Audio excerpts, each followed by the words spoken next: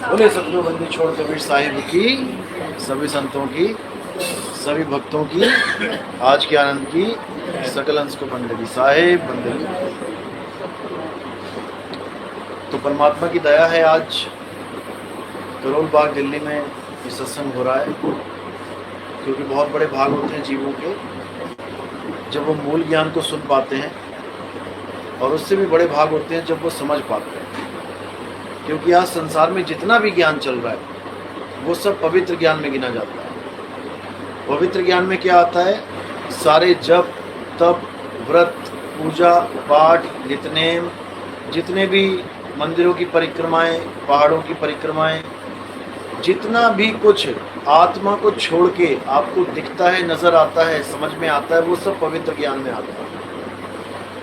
लेकिन कबीर साहब कहते हैं कि पवित्र ज्ञान केवल आपको एक परमात्मा की तरफ आकर्षित करने वाला रास्ता हो सकता है, लेकिन मुक्ति वाला रास्ता नहीं हो सकता। जैसे लोग भगवान की तरफ आकर्षित होते हैं तो मंदिरों में जाते हैं, बड़ी बड़ी मस्जिदों में जाते हैं, बड़े बड़े तीर्थ स्थानों पे जाते हैं, केवल आकर्षण के कारण कि हमें परमात्मा मिले।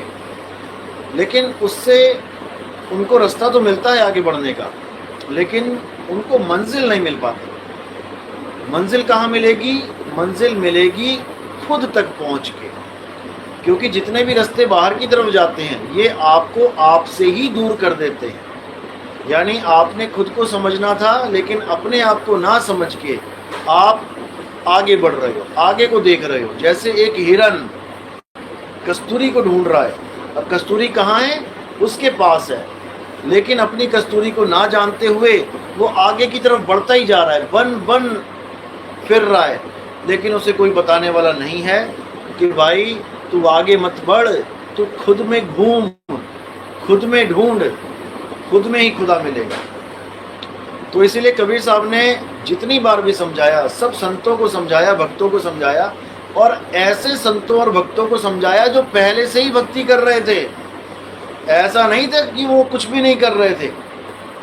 जितने भी संत थे जो भक्ति कर रहे थे, जो सिद्ध पुरुष बने घूम रहे थे, उनको भी समझाया कि भाई तुम जिसको तुम समझ रहे हो कि मैं सिद्ध हो गया हूं, तुम मंत्र सिद्ध हो सकते हो, तुम तंत्र सिद्ध हो सकते हो, तुम वाग सिद्ध, अष्ट सिद्धि, नौ निधि के ज्ञाता हो सकते हो, लेकिन तुम स्वरूप सिद्ध नहीं हो। स्वरूप सिद्ध का मतलब होता है कि तुम्हारा आत्म स्वरूप, तुम्हें उस आत्म स्वरूप का ज्ञान हो जाए, उसको कहते हैं स्वरूप सिद्ध। जब तक आप स्वरूप सिद्ध नहीं हुए, जब तक आप किसी ना किसी और चीज के सिद्ध हो जाओगे। अपने नाम के आगे लोग लगाते हैं, जैसे 108 संत, 1008, फिर संत का नाम। दुख की बात तो ये है कि कबीर पंथियों में भी 108 और 1008 लगाने लग गए, जबकि ये ब्राह्मणों का काम था। ब्राह्मणवाद में था ये 1008 ऋषि मुनि जितने थे। अब कबीर पंथी गुरु भी 108 और 108 लगाने लग गए, जबकि ये बिल्कुल सिद्धांत के विरुद्ध है। कबीर साहब ने केवल आत्म ज्ञान की तरफ इशारा किया है। आत्म ज्ञान के अलावा जितना भी ज्ञान है ये सब नकली ज्ञान है, डुप्लीकेट ज्ञान है। इसीलिए कबीर साहब ने बोला था कि आत्म ज्ञान बिना नर भटके। अब इसी एक लाइन में तीन चीजें हैं, आत्म ज्ञान, नर और भटके। इन तीनों पे अगर आप विचार कर लोगे तो आपको इसी एक लाइन में रास्ता मिल जाएगा। तो हमें इसमें चाहिए क्या? आत्मज्ञान। क्योंकि आत्मज्ञान के बिना कौन भटक रहा है? नर। अब नर कौन है? नर है जीव। ये सब जीव ही भटक रहे हैं, लाखों करोड़ों जीव भटक रहे हैं। किसके लिए? परमात्मा के लिए। लेकिन साहिब क्या कह रहे हैं कि अगर तुम सीधे परमात्मा को पाने के लिए भटकोगे तो कभी परमात्मा नहीं मिलेगा। तो तुम्हें कहाँ आना पड़ेगा? आत्मज्ञान में आना पड़ेगा। पहले तुम्हें आत्मा की खोज करनी पड़ेगी। अगर तुम कहो कि मैं सीधे परमात्मा को खोजूं तो परमात्मा मिलने वाला नहीं है। जैसे आप कहो कि मैं सीधे घी को पाना चाहती हूं तो घी मिलने वाला नहीं है। पहले आपको दूध तक आना पड़ेगा, दूध से दही बनाना पड़ेगा, दही से मक्खन और मक्खन से घी जब आपको मिलेगा तब आपकी खोज पूरी होगी। लेकिन इंसान अपनी आत्मा को नहीं खोज रहा है और सीधे डायरेक्ट परमात्मा के पीछे लगा है। अब उसको जितने भी लोग मिल रहे, गुरु के नाम पे मिल रहे हैं, ये सब उसको आत्मा की जगह परमात्मा ढूंढवाने में लग गए हैं। कोई किसी को मंत्र देता है कि बेटा राम राम कर तो राम मिलेगा, अल्लाह अल्लाह कर तो अल्लाह मिलेगा, वाहिगुरु वाहिगुरु कर तो वाहिगुरु मिलेगा, लेकिन कोई भी ये नहीं कह रहा कि बेटा अपनी आत्मा में खोज, तुझे परमात्मा मिलेगा। कोई नहीं कह रहा है। बस यही दुविधा है। अगर ये बात सबके समझ में आ जाए कि आत्मा में खोज के परमात्मा मिलेगा, तो सारा झगड़ा खत्म हो जाएगा, सारी दौड़ खत्म हो जाएगी। ये हिरन जो बन बन भटक रहा है, इसकी दौड़ खत्म हो जाएगी और उसको परमात्मा अपनी आत्मा में ही मिल जाएगा। जिसके लिए गुरु ग्रंथ साहब में बोला गया कि आत्म में राम, राम में आत्म, चीनस गुरुमुख विचारे। अगर आपको परमात्मा ढूंढना है तो अपनी आत्मा में खोजो। आत्मा के अलावा जो कुछ भी है उसका त्याग कर दो। त्याग करने का मतलब ये नहीं कि तुम शरीर को खत्म कर दो, तुम्हें आज नाम दीक्षा मिल गई तो, ऐसा नहीं। त्याग कर दो का मतलब अपनी सूरत को अपनी आत्मा के अलावा कहीं स्थिर नहीं करना है। अगर तुमने किसी के शरीर पे स्थिर कर दिया, जैसे बहुत से गुरु लोग क्या कहते हैं कि भाई हमारे शक्ल का ध्यान करो, हमारे चेहरे का ध्यान करो, हमारे चेहरे को अपनी आंखें बंद करके यहाँ पर लेके आओ, स्थित करो उसको, और देखो तुम्हें गुरुजी दिखाई देने लग जाएंगे। असल में वो गुरुजी नहीं, गुरुजी का शरीर दिखाई देने लगेगा। शरीर गुरुजी नहीं है। उस शरीर को जो चला रहा है वो है गुरुजी। तो जिसको अपने स्वरूप का ज्ञान नहीं है, जो स्वरूप सिद्ध नहीं है, वो अपने आप को आदमी या औरत ही मान के बैठा हुआ है। ये संसार में जितने भी गुरु हैं, ये सब अपने आप को आदमी मानते हैं। इसलिए ये लोग अपनी फोटो खिंचवा खिंचवा के उसकी धूप अगरबत्तियां करवाते हैं, उसमें दिए जलवाते हैं और उससे दंडवत करवाते हैं, फोटो पे दंडवत करवाते हैं। देखो दुविधा, कबीर पंथी तक फोटो पे दंडवत करते हैं और कहते हैं हम तो गुरु जी के, मतलब उस फोटो को साक्षात गुरु मान के हम दंडवत कर रहे हैं, हमारे भाव हैं। भाई तुम्हारे भाव जितने मर्जी हों, तुम्हारे भावों के कारण असत्य सत्य नहीं हो सकता। असत्य तो असत्य ही रहेगा। अगर जीवित गुरु के सामने तुम दंडवत कर रहे हो और जीवित गुरु के ऊपर गलती से कोई मक्खी बैठ गई नाक पे, तो जीवित गुरु उसको हटा देगा। लेकिन फोटो के आगे दंडवत कर रहे हो, अरे फोटो के ऊपर छिपकली भी चली गई तब भी गुरु ना हटा पाएगा, तुमने छिपकली को भी दंडवत कर दी साथ में। तो इसलिए भ्रम में नहीं पड़ना है, जड़ को जानना है, चेतन को जानना है। जड़ क्या है? जड़ शरीर है, जड़ मन है, जड़ माया है, तीन गुण हैं, ये सब जड़ है। और चेतन क्या है? चेतन आत्मा है। उसी आत्मा की वजह से ये सारा संसार हरा भरा दिखाई दे रहा है। अगर ये चेतन सत्ता ना हो तो ये सारे पेड़ जितने भी हैं, हरे भरे पत्ते, ये सब पीले पड़ जाएंगे, इनमें जान प्राण नहीं रहेगी। जो आपके सुंदर सुंदर चेहरे हैं वो सारे मुरझा जाएंगे। लाशें देखो, क्या लाशों को छूने का मन करता है? कभी नहीं करता। चाहे कितनी सुंदर लाश क्यों ना पड़ी हो, आप उससे कन्नी काट के दूर हो जाओगे। क्यों? क्योंकि उसमें चेतना नहीं है। वो आपके लिए बिल्कुल प्राइसलेस है, उसकी कोई कीमत नहीं है। भले वो किसी हीरो हीरोइन की क्यों ना हो, उसकी 2 कौड़ी की भी कीमत नहीं है। कब तक कीमत है? कब तक लाखों में बिक रहे हैं वो लोग? उनके चेहरे कब तक करोड़ों में बिक रहे हैं? जब तक ये आत्मा उनके साथ जुड़ी हुई है, उन शरीरों के साथ। लेकिन शरीर से जैसी आत्मा अलग हुई, अब उसको कोई पूछने वाला नहीं। अब तो काटो काटो हुई, उठाओ इसको और फूंक दो इसको। भले ही लाखों करोड़ों इसके फैन हैं, इसके चेहरे के दीवाने हैं, लेकिन अब इस चेहरे की कोई कीमत नहीं है, इसको सड़ा दो जाके।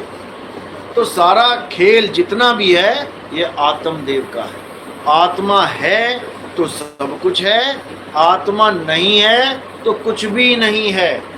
इसीलिए कबीर साहब ने साफ बोला कि अगर तुम सीधे परमात्मा को ढूंढने लग जाओगे तो भरम जाओगे, क्योंकि तुम्हें परमात्मा का स्वरूप पता ही नहीं है। कोई समझ रहा है परमात्मा आदमी जैसा है, कोई सोच रहा है परमात्मा निराकार है, उसका कोई आकार नहीं है, आकाश जैसा है। कोई सोच रहा है परमात्मा पता नहीं लाइट जैसा है, प्रकाश जैसा है। कई लोग प्रकाश को देख के परमात्मा मान बैठते हैं। इसलिए परमात्मा को ढूंढोगे तो नहीं मिलने का, पता ही नहीं लगेगा कौन परमात्मा है। ढूंढना है आत्मा को। और कैसे ढूंढ पाओगे? जब आपको कोई आत्मज्ञानी गुरु मिलेगा। आत्मज्ञानी का मतलब क्या है? जिसने अपने शरीर को भी छू के देखा है, समझ रहा है वो कि शरीर को छूना क्या होता है, और वो अपनी आत्मा को भी छू चुका है। उसको पता है कि आत्मा का स्वरूप क्या है। वो आत्मा का स्वरूप अलग से जानता है और शरीर का स्वरूप अलग से जानता है। उसको पता है कि पंखे को छूना और करंट को छूना ये दोनों अलग अलग बातें हैं, और बिल्कुल जमीन और आसमान का अंतर है इसमें। लेकिन जो आत्मा को नहीं जानता, जिसने कभी आत्मा का दीदार नहीं किया, उसका स्पर्श नहीं किया, वो कभी देही अहंकार से ऊपर उठ ही नहीं सकता। वो अपनी देह में अटका रहेगा, वो अपने आप को आदमी मानता रहेगा, लेडीज को लेडीज मानता रहेगा।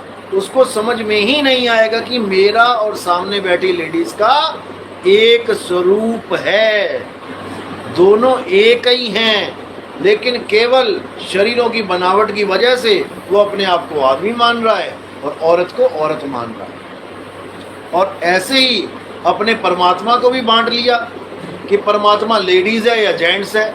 आज जितने भी लोग पूजा कर रहे हैं भगवान की, किसकी पूजा कर रहे हैं? लेडीज और जेंट्स की, यानी आदमी और औरत के शरीर की। जबकि कृष्ण जी कह कह के थक गए, हे अर्जुन तू और मैं शरीर नहीं है। हम दोनों शरीर है नहीं। जब हम शरीर नहीं है तो हमारा भगवान शरीर कैसे होगा? पर नहीं समझ में आता। इसलिए पूरा विवेक लगाना है और हमने जानना है कि जो हमारा स्वरूप है वही सामने वाले जीव का स्वरूप है। हम अलग नहीं हैं। गर्भ में हमने इंसानी चोला लिया, किसी ने आदमी का ले लिया। गर्भ में किसी ने औरत का चोला ले लिया। कई ऐसे हो गए जो ट्रांसजेंडर हो गए, जो न आदमी न औरत, जिसको किन्नर कह देते हैं। वो भी एक स्वरूप है शरीर का, जड़ तत्वों का। लेकिन ना आदमी का स्वरूप सत्य है, ना औरत का, और ना ही किसी किन्नर का। इन तीनों के स्वरूप को चलाने वाली जो आत्मा है वो सत्य स्वरूप है। उसी के लिए बोला गया, हे अर्जुन जितने भी तत्वदर्शी संत इस दुनिया में आए हैं उन्होंने ये निष्कर्ष निकाला है कि इस दुनिया में दो तत्व होते हैं, एक सत्य और एक असत्य। सत तत्व तो आत्मा होती है और असत्य शरीर होते हैं। इसलिए हमें आत्मा को जानना है, शरीरों को नहीं। जितने भी दुनिया में बाबे पूजा करवा रहे हैं, आप टीवी खोलो, सुबह से लेके शाम तक, शाम से लेके रात तक केवल शरीरों की ही पूजा हो रही है। कोई आदमी की पूजा कर रहा है, कोई औरत की पूजा कर रहा है। लेकिन कृष्ण जी ने कोई कसर नहीं छोड़ी है। उन्होंने बिल्कुल क्लियर कर रखा है कि हे अर्जुन, ये जितने भी शरीर हैं ये सब प्रकृति का ही एक रूप है, जो मेरी प्रकृति कहलाती है, पांच तत्व की प्रकृति। लेकिन मेरा एक अंश और है जो इन प्रकृति से ऊपर है, जो हम जीवांश कह देते हैं, जिसको जीव बोलते हैं, जिसको गीता में अक्षर पुरुष बोला गया है। गीता में दो पुरुष बोले गए हैं पहले, कि भाई इस दुनिया में दो प्रकार के पुरुष हैं। पहला है शर पुरुष और दूसरा है अक्षर पुरुष। शर पुरुष किसको बोला? शर पुरुष का मतलब होता है ऐसा पुरुष जिसका नाश हो जाए, जो नाशवान है। अब आप शीशे में देखोगे तो आपको एक पुरुष दिखाई देगा, वो आदमी दिखाई दे रहा है, पुरुष दिखाई दे रहा है, लेकिन वो नाशवान पुरुष है। उसका शरीर एक दिन नाश हो जाएगा। लेकिन उसी शरीर को देखने वाला एक जीव अविनाशी पुरुष है, जिसको अक्षर पुरुष कहते हैं। तो शर पुरुष सारे शरीर हो गए और अक्षर पुरुष जीवात्मा हो गया। लेकिन हे अर्जुन, इन दोनों में से कोई पूजनीय नहीं है। उत्तम पुरुष तो अन्य है। वो उत्तम पुरुष कौन है? वो आत्मदेव की बात की गई है। उसी आत्मदेव में परमात्मा रमा है। वो दो नहीं है, वो अलग अलग नहीं है। लेकिन हम आत्मदेव को ही नहीं जानते, इसलिए हम शरीरों में उलझे पड़े हैं। यहाँ तक कि हम जीव को भी नहीं जान पा रहे हैं। जबकि कबीर साहब ने कितना खंडन किया जीव का। पहले तो जीव की महिमा बताई कि भाई जीव तू अपने आप को जान। तुम शब्दों को पकड़ के बैठ गए हो, मंत्रों को पकड़ के बैठ गए हो। ये मंत्र, ये शब्द, ये तुमने बनाए हैं। मैं तो से पूछूं पंडिता, शब्द बड़ा की जीव। यानी पंडित जी ने आदमी को छोटा बना दिया था और मंत्रों को बड़ा बना दिया। अब मंत्र तंत्र जपने लगे दिन रात।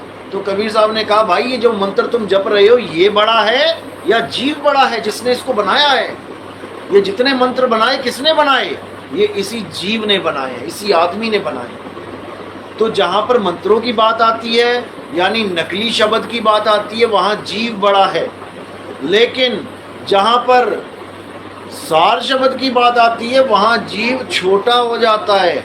तो जीव को क्या बोला कि बहुबंधन में बांधिया एक बेचारा जीव, और क्या बल छूटे आपने जे न छुड़ाए पीव, कि ये बंधन से तब छूटेगा जब इसको पीव छुड़ाएगा। भले ये बहुत सी चीज़ों से उच्च है, जड़ माया से, जड़ संसार से, जड़ नामों से, जड़ मंदिरों से, जड़ मूर्तियों से ये जीव बहुत ऊपर है, क्योंकि ये खा सकता है, पी सकता है, बोल सकता है, सब कुछ कर रहा है। और सबसे बड़ी बात ये अविनाशी है। ईश्वर अंश जीव अविनाशी। जैसे ईश्वर अविनाशी है वैसे ही जीव अविनाशी है, लेकिन पूजनीय नहीं है। इसीलिए बोला जीव बड़ा, कि जहां से ब्रह्म के लिए बोला, जीव के लिए तो बिल्कुल बोल दिया, खत्म ही कर दी जीव की कहानी कि बहुबंधन में बांधे एक बेचारा जीव, कि ये तो बंधनों में पड़ा हुआ है। और जीव की महिमा क्या बताए कि जीव सोई जो जुग जुग जीवे उत्पत्त प्रलय माही। उत्पत्त प्रलय क्या है? ये शरीर उत्पत्त प्रलय है। इसकी उत्पत्ति होती है, इसकी प्रलय हो जाती है। लेकिन जो इसको ड्राइवर जीव चला रहा है उस जीव की कभी उत्पत्ति और प्रलय नहीं होती, वो अविनाशी है। तो कहते हैं जीव सोई जो जुग जुग जीवे उत्पत्त प्रलय माही, देह धरे भर में 84 निर्भय कबहु नाही। वो 84 लाख जूनों में भटक रहा है, निर्भय हो ही नहीं सकता। निर्भय क्यों नहीं हो सकता जबकि अविनाशी है? जो खुद अविनाशी है, जिसको कोई मार नहीं सकता, वो निर्भय क्यों नहीं हो रहा है? क्योंकि वो अपने आप को अविनाशी जान ही नहीं रहा है। वो अपने आप को आदमी, औरत, कुत्ता, बिल्ली, हाथी मान के बैठा है, हिरण मान के बैठा है। शेर आता है तो हिरण भाग रहा है, यानी जीव भाग रहा है। मौत का डर हो गया, मृत्यु का भय हो गया। अब इसी जीव अवस्था को कबीर साहब ने बिल्कुल निम्न अवस्था बोल दिया कि इस जीव की कोई हैसियत ही नहीं है। अब इससे ऊपर है ब्रह्म। अब बहुत से लोग ब्रह्म को परमात्मा मानते हैं। बहुत से ज्ञानी जब समा जाते हैं तो अपने नाम के आगे लिख देते हैं ब्रह्मलीन स्वामी 1008, ये नंद वो नंद। तो ब्रह्म क्या है? कबीर साहब ब्रह्म के लिए भी बोलते हैं कि भाई कहाँ ब्रह्म के चक्कर में पड़े हो। साहिब बीजक में कहते हैं ब्रह्म बड़ा की जहां से आया, वेद बड़ा की जिन निर्माया, ईमन बड़ा कि जेहि मन माना, राम बड़ा की राम ही जाना। यहाँ पर ब्रह्म का भी खंडन कर दिया साहिब ने कि ब्रह्म भी बड़ा नहीं है भाई, ब्रह्म भी बंधन में है। ब्रह्म बार बार सृष्टि बनाता है, बार बार इसका खंडन करता है, खत्म करता है। तो ब्रह्म ज्ञानी जितने भी हैं ये सब बीच में अटके हुए हैं। ये जीव से तो ऊपर उठ गए लेकिन पीव अवस्था से नीचे रहते हैं। भक्ति तो करते हैं लेकिन सत भक्ति नहीं करते। इन्हीं लोगों के लिए कबीर साहब ने बोला था कि मूल ज्ञान बाहर जो पढ़ी, बिचली पीढ़ी हंस न तरही। जो जीव अवस्था से तो ऊपर हो रहे हैं भक्ति करके, कोई किसी गुरु के पास, कोई किसी गुरु के पास, कोई किसी गुरु के पास, और जितने गुरु मिल रहे हैं सारे ब्रह्म ज्ञानी। कोई 5 नाम दे रहा है, ज्योति निरंजन ओंकार अरंकार सोम सतनाम, कोई 3 नाम दे रहा है, सतपुरुष अकाल मूरत, कोई कुछ दे रहा है, कोई कुछ दे रहा है, कोई ओम तत्सत दे रहा है, कोई कानों में उंगलियां डलवा रहा है, कोई श्वासों पे ध्यान लगा रहा है, कोई त्रिपुटी में ध्यान लगवा रहा है, कोई कुछ कर रहा है, कोई हाथों, दोनों हाथों के बीच में परमात्मा दिखा रहा है। ये सब ब्रह्म ज्ञान है। यानी ये जितने भी जीव, करोड़ों जीव भक्ति कर रहे हैं भारत देश में और बाकी संसार में भी, लेकिन एक भी ब्रह्म ज्ञान से आगे नहीं जा पाएगा, क्योंकि ये सारी विधियां ब्रह्म ज्ञान की ही हैं जो उन्हें बताई जा रही हैं। अब ब्रह्म ज्ञान का साहिब खंडन करते हैं कि ब्रह्म बड़ा की जहां से आया। भाई वो पार ब्रह्म को जानो। पार ब्रह्म ही सबसे ऊपर लेवल का ज्ञान है, धुर का ज्ञान है, वो धुर की वाणी है, जिसके लिए नानक साहब ने बोला कि ताती वाव ना ला गई पार ब्रह्म शरणाई। जो पार ब्रह्म की शरण में चले जाते हैं उनको तत्ती वाव यानी कि गर्म हवा, जो गर्भ में गर्म हवाएं लगती हैं, वो गर्भ जून में नहीं जाता बंदा, वो सदा सदा के लिए मुक्त हो जाता है। लेकिन उसको ब्रह्म, जीव और पार ब्रह्म तीनों का स्वरूप बोध होना चाहिए। उसको पता होना चाहिए जीव, शिव, पीव अवस्थाएं कैसे प्राप्त होती हैं और उसका स्वरूप क्या है। गुरबाणी में आता है ब्रह्म माही जन और जन माही पार ब्रह्म। ये तीनों शब्द एक ही लाइन में इकट्ठे आते हैं गुरबाणी में, गुरु ग्रंथ साहब में। लेकिन किसी को पूछो कि तीनों का स्वरूप बताओ, ब्रह्म माही जन यानी ब्रह्म में ही जीव स्थित है, और जीव माही पार ब्रह्म यानी कि तुम्हें जीव से ही यानी इस काया से ही पार ब्रह्म मिल जाएगा। तुम्हें ब्रह्म ज्ञान में जाने की जरूरत नहीं है, बाईपास हो जाओगे सीधे। लेकिन किसी को समझ में नहीं आ रहा है क्योंकि भेदी गुरु नहीं मिल रहा है। जितने गुरु मिल रहे हैं वो जपी तपी सन्यासी मिल रहे हैं, लेकिन कोई भेद बताने वाला नहीं मिल रहा। इसलिए जीव भटक के बार बार लख 84 में जा रहा है। तो साहिब कहते हैं लख 84 भटक के पौ पे अटके आए, और अब की पासा ना पड़ा तो फिर 84 जाए। दोबारा 84 में जाना पड़ जाएगा।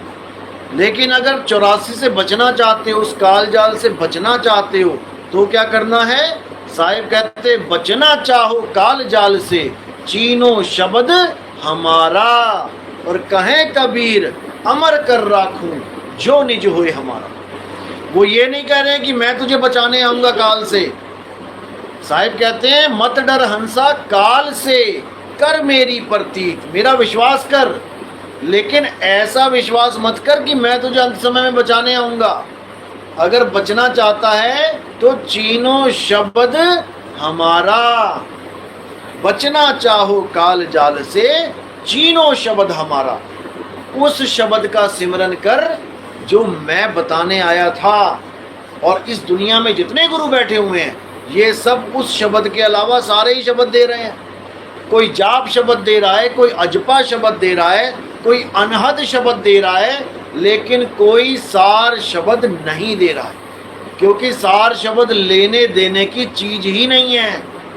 सार शब्द का मतलब है आपका सत्य स्वरूप, जिसके लिए गीता में क्या बोला गया है कि हे अर्जुन, तीसरा अध्याय 17वां श्लोक, हे अर्जुन, इस दुनिया में बहुत सी विधियां हैं भगवान को प्रसन्न करने की। कोई जप तप करते हैं, कोई वेद पढ़ते हैं, कोई कुछ करते हैं, लेकिन जो आत्मा में आनंद लेते हैं, जो आत्मा में स्थित रहते हैं, जो आत्मा में संतुष्ट रहते हैं, उनके लिए कोई धार्मिक कर्म कर्तव्य लागू ही नहीं होता। उनको किसी की पूजा करने की जरूरत नहीं है। हे अर्जुन, अगला श्लोक 18वां, हे अर्जुन, जो स्वरूप सिद्ध हो जाते हैं वो अन्य किसी जीव पर निर्भर भी नहीं रह जाते। अब उनको किसी गुरु की जरूरत नहीं है कि कोई गुरु अंत समय में लेने आएगा। पहली बात तो गुरु तो आ ही नहीं रहा है, शरीर आ रहा है, और हम शरीर को गुरु मान के बैठ गए हैं। भाई शरीर उनका गुरु है जिनकी आंखें हैं। आंखों से देख लिया तुमने तो तुमने मान लिया ये गुरु है। अंधा किसको गुरु माने? अंधा तो केवल शब्द सुन सकता है जो गुरु बोल रहा है, तो अंधे के लिए तो ये शब्द गुरु हुआ। जैसे कोई अंधा जा रहा है लाठी लेके, आगे बहुत बड़ा गड्ढा है और किसी ने बोला भाई रुक जा, दाएं से निकल। अब उसका गुरु यानी रास्ता दिखाने वाला कौन है? जिसको उसने देखा तक नहीं। वो अंधा देख नहीं सकता उस आदमी को, लेकिन वो उसका उस वक्त गुरु कहलाया। क्यों? उसने उसको ज्ञान दिया। अब ज्ञान किससे मिला? शब्द से मिला। वो बोला तो उसने सुना, तो फिर उस वक्त उसका गुरु कौन है? शब्द गुरु है। जैसे स्कूल में बच्चे पढ़ते हैं तो टीचर जितने भी शब्द बोलता है वो शब्द ही उन बच्चों का गुरु है, जो अंत समय में यानी एग्जामिनेशन हॉल में उन बच्चों के साथ होगा। ना कि गुरु की देही को पकड़ के बैठेगा कोई कि एग्जामिनेशन हॉल में मेरे साथ में गुरुजी बैठेंगे। गुरु का ज्ञान ही गुरु है, ना कि देही गुरु है। देही तो एक माध्यम है। आज हमारी देही को चुन लिया मालिक ने, ये नहीं होगी तो किसी और की देही को चुन लेगा, वो नहीं होगी तो किसी और की देही को चुन लेगा। तो ऐसे अगर गुरु को मानो परमात्मा, फिर तो परमात्मा भी बदल रहे हैं। ये गद्दी आई, उसकी फोटो हटाई, दूसरी गद्दी आई, उसकी फोटो हटाई, 15-20 तो गुरु ही बन के बैठ गए हैं। जबकि ये सब केवल मार्गदर्शक हैं। गुरु तो परमात्मा है जिसको वाहिगुरु बोला गया है।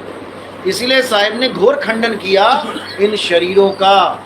गुर को मानुष जानते ते नर कहिए अंध, और रहें दुखी संसार में आगे जम के अंध। जो लोग ये नहीं समझ पा रहे हैं कि हम शरीर और आत्मा में कैसे डिफरेंस करें, हम सामने वाले आदमी को शरीर मान के पूज रहे हैं या हम आत्मा मान के पूज रहे हैं, हम अपने गुरु को शरीर मान के देख रहे हैं या आत्मा मान के देख रहे हैं, जिसको इसका निर्णय करना नहीं आता वो कभी मुक्त हो ही नहीं सकता। इसलिए साहिब ने बोला कि तुमसे कहूं मैं नाम विचारी, ना वो ज्योत ना पुरुष ना नारी। अगर कोई भी ऐसा गुरु मिलता है जो तुम्हें ज्योत, पुरुष और नारी इन तीनों स्वरूप का कहे कि इसमें से एक परमात्मा है यानी गुरु है, तो उसको त्याग देना चाहिए। ज्योत कौन है? मन तू ज्योत स्वरूप है, अपना मूल पहचान। परमात्मा को ज्योत स्वरूप नहीं बोला गया, लेकिन नहीं समझ में आ रहा। परमात्मा क्या है? शब्द स्वरूप है। जब तक शब्द स्वरूप को नहीं जानेंगे कुछ होने वाला नहीं है। इसलिए कबीर साहब बार बार समझा रहे हैं कि भाई ना तू देह है, ना तेरा गुरु देह है, ना तेरा परमात्मा देह है।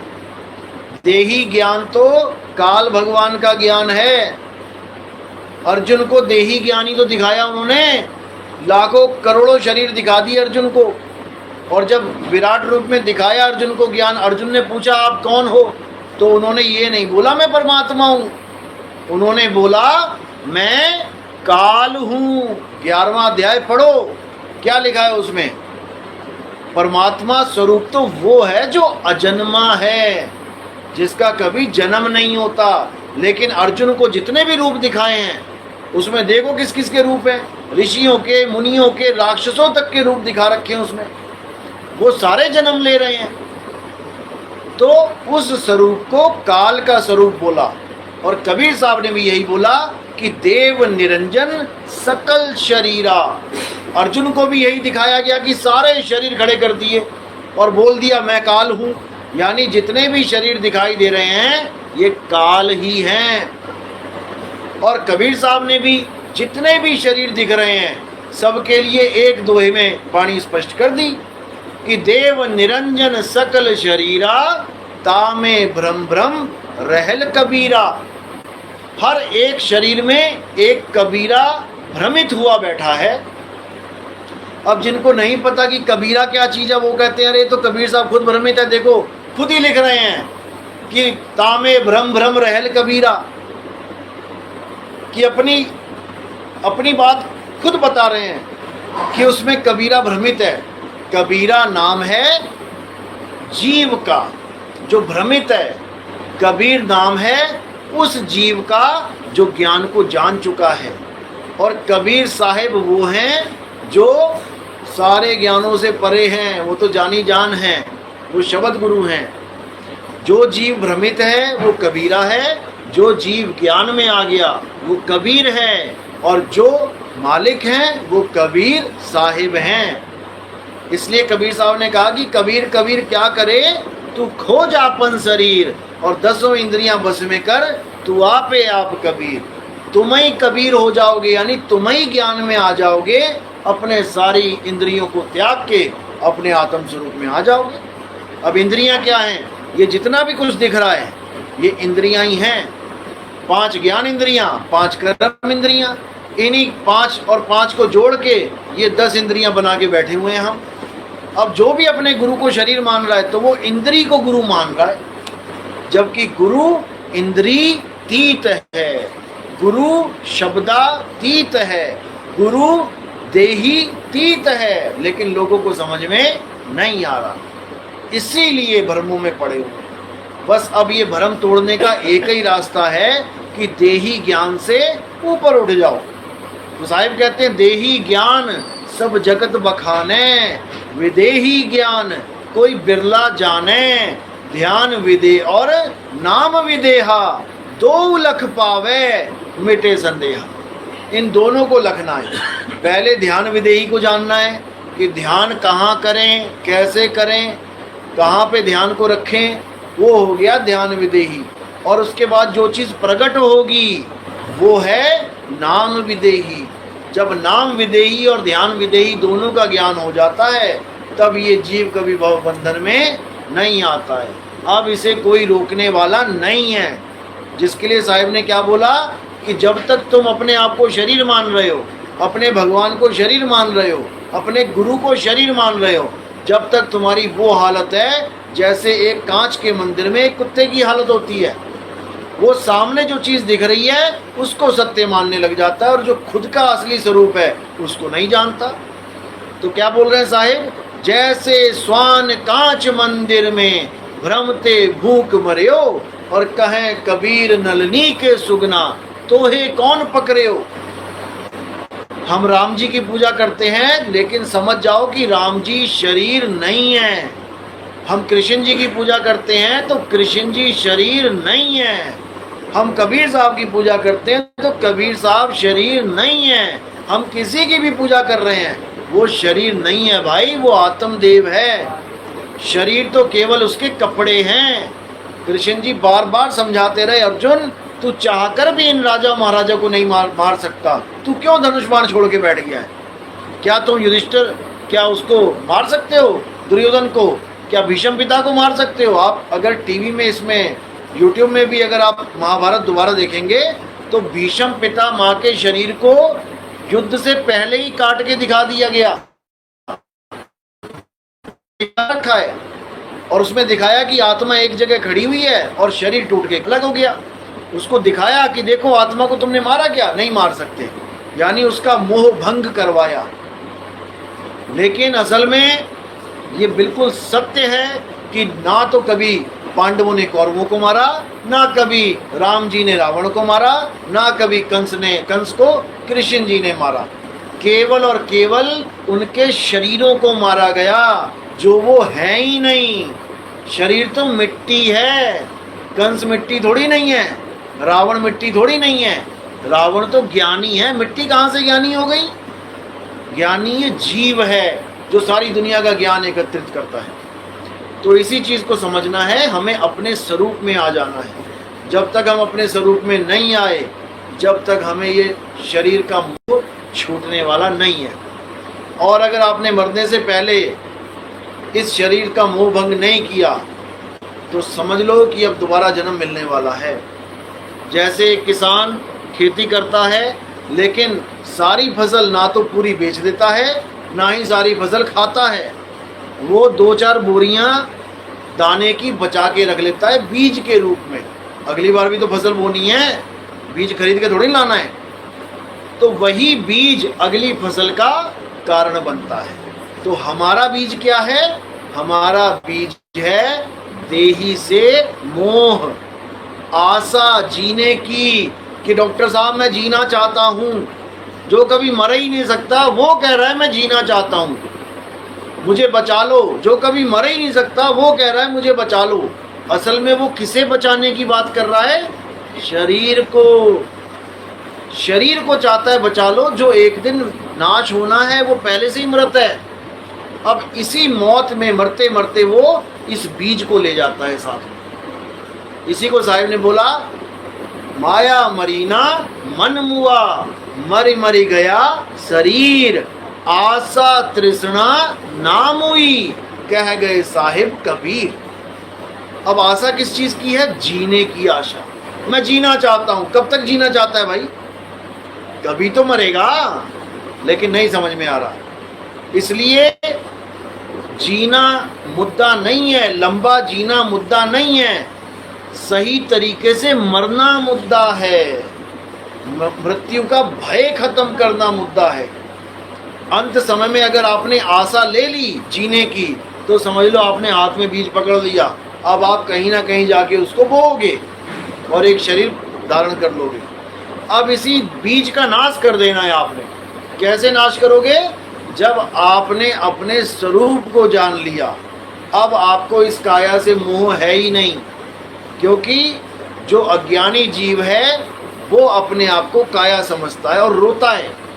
ज्ञानी जीव कभी भी अपने आप को काया नहीं समझता, वो इस काया को छोड़ने की कोशिश करता है सही तरीके से, क्योंकि उसको पता है कि मैं मरूंगा नहीं, मेरे गुरु ने मुझे ये ज्ञान दे दिया है कि मेरी मृत्यु नहीं होगी, लेकिन मुझे कैसे शरीर छोड़ना है, अब इस पे पूरा विचार करना पड़ेगा। अभी थोड़े दिन, एक दो दिन पहले फोन आया था एक लेडीज पानीपत से, कहती मैं नाम दीक्षा लेना चाहती हूँ। मैंने कहा क्यों भाई, आपने कितने सत्संग सुने हैं?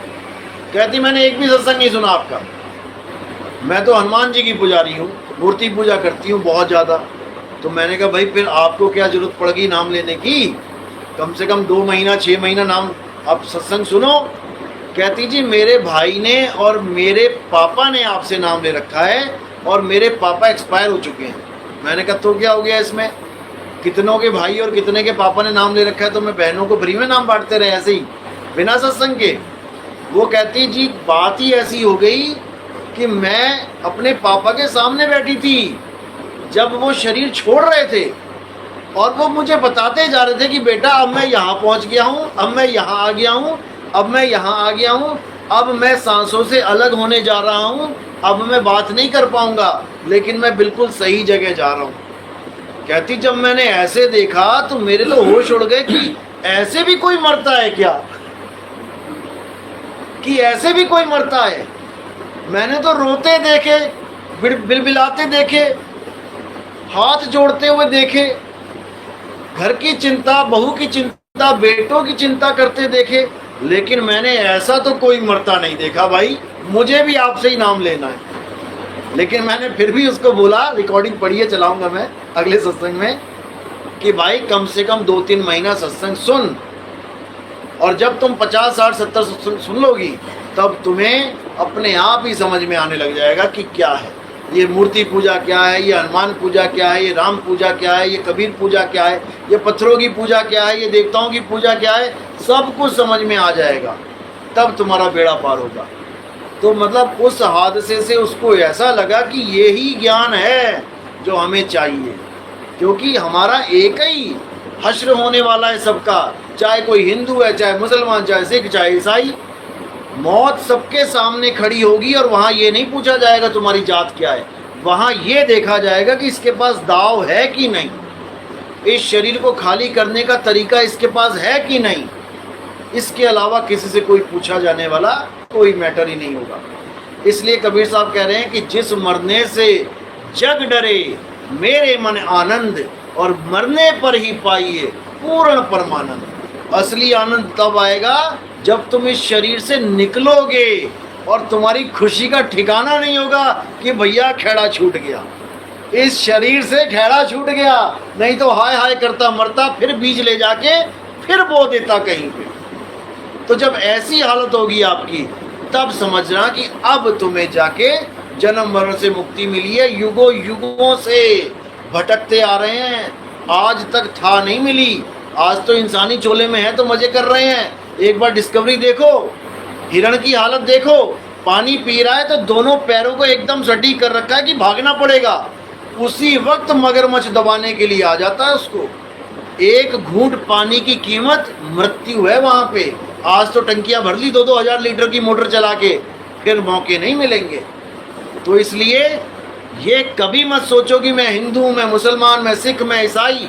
ये सोचो कि मैं मुसलमान हूँ तो मुझे अल्लाह जीते जी चाहिए, मैं हिंदू हूँ तो मुझे राम जीते जी चाहिए, मैं सिख हूँ तो मुझे वाहेगुरु जीते जी चाहिए, मैं ईसाई हूँ तो मुझे गॉड जीते जी चाहिए। मरने के बाद मुक्ति का ये ड्रामा है, ये पाखंड है। मरने के बाद मुक्ति किसी को नहीं मिली। मरने वालों के चेहरे देख लेना, मुक्ति मिल रही है कि हालत खराब हो रही है। इसलिए सत्य को जानो और असत्य का त्याग करो। तो आज का सत्संग यही समाप्त करते हैं और उम्मीद है कि सबको समझ में आया। बहुत लोग जुड़े इस वक्त सत्संग से। अगला सत्संग बहुत जल्दी होगा। साई बंदगी सतना। जय सतना।